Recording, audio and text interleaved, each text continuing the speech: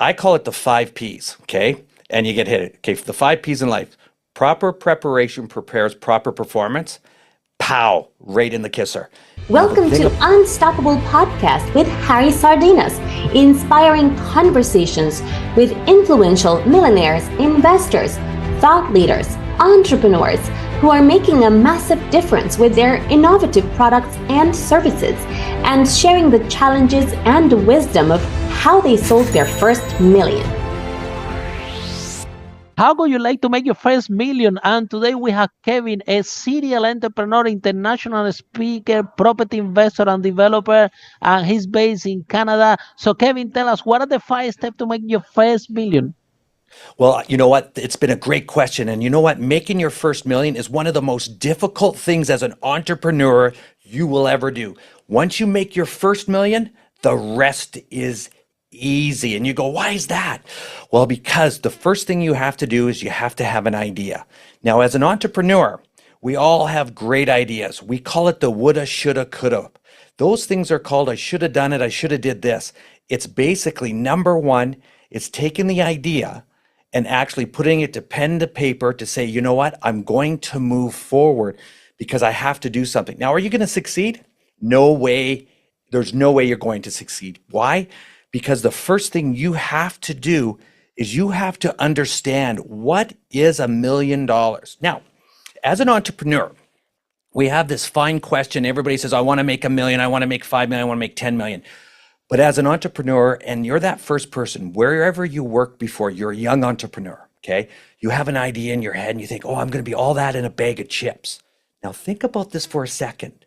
You have to sit back, relax, and visualize what is $1 million. What is $1 million? What does it buy? Will it buy me a car? A car is 100,000. Will it buy me a house? Well, my house is 280,000. Okay, if I'm going to buy a Rolex watch, that watch is 50,000. Now, can you physically imagine what $1 million looks like? The first thing as an entrepreneur, you have to visualize what $1 million looks like. Because if you can't understand what $1 million looks like, and if you've only made, say, $500 a week or $100 a week, and you're okay with that, oh, I'm comfortable, and you have that little guy on your shoulder that says, oh, you can't make $1 million, that's way too much. No, I'm going to tell you right now, it's easy. Why is it easy? It's about the first step is visualization. Visualize yourself grabbing that $1 million, buying that new car, buying that new house, going on those trips. Now, $1 million's not a lot of money. Think about it for a second. You're going to spend that money real quick, real fast. Absolutely. So what do? You got to go to number two. What is number two? Now, what number two is once you've got the visualization of the money, the million's going to seem easy. Now that becomes now the idea. Now, are you the person that's going to implement your idea? Okay, so you're going into business, you're going to make something. Now, are you doing it yourself?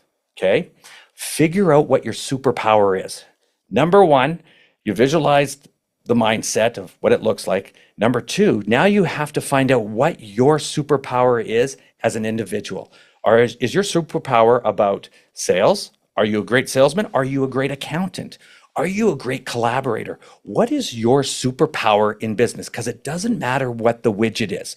I can sell real estate. I can sell a pen. I can sell plexiglass. I can sell sheds. I have multiple businesses. But the idea, it's not about the businesses. It's about finding the right people. Now, if you're really good at accounting, stay in accounting, okay? Don't go into sales. Hire the best sales guy. Now, if you're really good with people, a great communicator, hire a great accountant. It's great that all of a sudden you can be the jack of all trades, but a master of none. That's what stops an entrepreneur in his tracks. In step number two is that all of a sudden we think we can do it ourselves. Oh, I got to do it. Wait a second. We have new technology today. We have AI. You have all the resources. You have podcasts. You have YouTube. You have all the resources in the world to find the greatest people. Now, make sure that person that you're hiring, or if you're not even hiring or you're looking for that right person, that he's different than you. Because your superpower is this, that you're going to be that laser focused guy, or are you the shotgun? No. To grow fast business, quick business, You have to make sure you hire the right people that are with you all the way. Create a vision, create a dream, but let them do their job. That's the first million, because the first million is we're micromanaging. We're looking, we're going to see this because I've got my heart and soul's invested in this business, and oh, I can't have it fail. I can't have it fail. Oh my gosh. Now remember one thing. Every set of $1 million is made in 3 years. So if you were to think about where you are today, okay, go 3 years from now, that will be your wealth. Go 3 years ago, that was your wealth then. It takes 3 years to make your wealth. You can lose it all, gain it all back, but it's only a window of 3 years. It's not a window of your whole life. Oh, I worked my whole life to get to here. No, it's only 3 Absolutely. years. I agree 100%. Now, let's get into number 3. Now, number 3, you start to build. Now you've got the right people in place, and now you're actually looking about, okay, I got the right people in place. Here we are. Now it's letting them do their job. The problem that we have now at number 3, and you get into that level, you're getting up there, you've got the right accountant, you've got the right people, do your job. As you're doing your job, let them do theirs. Now, a lot of people forget this thing. They think they have to work 100 hours, 80 hours. They do this. That's great. I appreciate the mindset that you're going to work. Oh, I'm going to work really hard. Time out. Take time for your health, wealth, and mindset, because it's one of those things. While you're an entrepreneur and you're growing, you're focused. Okay, you think you're focused. There's times that you have to sit back and assess, get yourself in the social pipeline so that you can do a stand up and look around and look at it as if you're looking down on everything and see what it's doing, because it's easy to work in the business but not on the business. And a lot of people get caught up in that and go, hey, I got a job, I'm an entrepreneur, and I'm doing this and I'm working in the business. No, you just bought yourself a job. Okay, yeah, you might make $1 million. Sure, $1 million is fine. But that's not where we want. We want 10 million. We want 20 million. We want 30 million. We want to know what growth really is. And that's the visualization of number 1. Number 3, when we're there, make sure the people are on the bus and you're watching below, seeing how it's actually transforming, and see the vision, and look for what we call is our ghosts. What's going to blindside you? Is it HR? Is it hiring the right person? Is it training? Now, a lot of people will talk about training and getting the right people on the bus, and people say, you know what, you need to take your time hiring, but fire quick. Does it really matter? Get the people in, rotate them, get them in, get them out, okay? Boom. It's all about making action, make things happen. A lot of people will put their whole business plan together. By the time somebody puts their business plan together, I've already eaten you alive. Okay, so the guys that are doing their plan, oh, this is how you do it, this is how you do this. Really? Entrepreneurs, we don't do that. What do? We hire people to do that. That's why I'm able to do multiple businesses, because I can run a hospital. Doesn't mean that I do brain surgery, but I get the greatest people together. Then all of a sudden we create something that's never been created before. And you know what that is? Quick growth, fast and incredible opportunities. Yeah. And Kevin, the famous boxer Mike Tyson said that everything is planned properly until you receive the first punch. Yes. Oh, and you know what? You're gonna get. I call it the 5 P's. Okay, and you get hit. Okay, the 5 P's in life: proper preparation prepares proper performance. Pow! Right in the kisser. Now the thing about it is that once you get hit and you get knocked down, it's not about when you get up. It's how And fast you you get prepare up. very good. You prepare very good. You prepare so well that you were not even thinking that you're gonna get knocked out. But guess what happened? A punch come and so what happened with your plan then? Absolutely nothing. Who cares? Because what's the worst thing that can happen? Nothing. Brush myself off, get back up. All right, let's go make something happen. If I had the answer and everybody had the answer, everybody would be doing it. But they can't, because as an entrepreneur, us getting hit and getting knocked down, well, are you kidding? That's just life. That's just the way it is. Now, we got that little guy on our shoulders that, oh, you can't do it. Oh, we got the imposter syndrome. No. Everything in life, and I call them sheeples. So think of this. Here's episode number 4 and episode number 5. Society needs great leaders. Great leaders are born by great entrepreneurs that care, have humanity. Now think about this for a second. The average person out there, when you're looking at them, when I call them sheeples, need leaders. Entrepreneurs lead.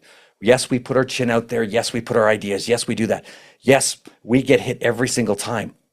But that's why we're called leaders. That's why people follow us and believe in what we do. We can take our superpower for good and lead the people and build great businesses, great entrepreneurship, give back, whatever that is to us. Or we can do it the bad way, steal, borrow, beg, whatever that story is. And this is why, as an entrepreneur, you have to make sure you hang out with your top 5. Now, your top 5, and then they're not your friends, family, and relatives. Let's call it what it is here, guys. The bottom line is you hang out with the top 5 people that change your life and make you great. If you're the top of the 5, change your friends. That's the highest you're going to go. And that's okay, because in society and where we're at right now, it's okay to be basement people or balcony people. I prefer to be a balcony guy that's looking, seeing what's going on. Basement guys pull you down. Now, not that it's wrong, but that might be the level that you can only go. But as you visualize and you start getting better, what happens is you create opportunity that you didn't see where opportunity was coming. This is called connecting into the pipeline.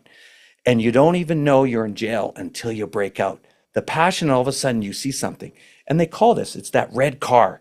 Somebody says to you, I want you today, after we're done this and you listen to this podcast, I want you to think about all the red cars that you've ever seen. Today, you'll be driving, you'll see every red car around. But then all of a sudden, I want you to think about, I want to be an entrepreneur. I want to make this much money. I want to own a company. I want to be what this is going to be. I want to have an opportunity. You will visualize and you will see opportunities that you never even thought were opportunities. I created wealth by starting something that I have no idea what it's about. I start podcasting. And today I have never, ever listened to a podcast. Not because podcasts are good, bad, or different, but for me personally, I've never, ever listened to a podcast. Why? Because it's not about listening to the podcast. It's about the entrepreneurship that's inside to create something that's never been done. How crazy is that? That you can create the narrative where the sheeples follow and you lead and you create wealth. Nobody can ever question your integrity, who you are, how you are, and where you're going. And that belief system that you carry as an entrepreneur inside, you're rolling mountains over.